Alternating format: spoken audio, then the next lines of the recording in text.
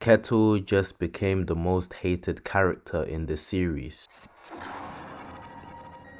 Hi guys, it's your boy Shinobi Sage here with a review for Vinland Saga Season 2 Episode 18. Let's get it. As a manga reader, this was the most foreboding moment I wanted to see for a long time. You would think that when Thorfinn and Leif reunite, it would be a triumphant moment. You'd never would have thought, is this bleak? If I could summarize this episode in a phrase, it would be violence begets violence. Thorfinn beating himself up for not stopping Snake from killing Garda was highly upsetting because it's from here that Thorfinn will really start to understand the cold reality of his non-violence. In the words of Eren Yeager, if we don't fight, we can't win. If Thorfinn had killed Snake, would that have really accomplished anything? Garda was already on his last legs, having 2 wounds prior to Snake stabbing him, so he would have died eventually. And if they had escaped, Arneas would have been left defenseless and either died from childbirth or she would have lost another child to Viking invaders and sold into slavery all over again, or maybe even killed. To actually respect Thorfinn for following his convictions and not choosing violence, he did the best he could in this situation. This is going to be a long journey for his character, and it's good to see him making an effort in changing those old behaviors of his. The pain never stops for Arneas. Last episode she lost Garda, and now to be beaten senselessly to an inch of her life. This is one of the most grounded and distressing scenes I've ever seen in anime. Seeing a slave woman being unable to defend herself from that was fucking disgusting. Kettle has been a very interesting character this season. When we first see him, he's presented as a kind slave owner, but beneath that, he's always had an anxiety about him, especially when it comes to being a leader. With King Canute coming to take his land and all of his hard work, we finally see the type of man he is. There's no such thing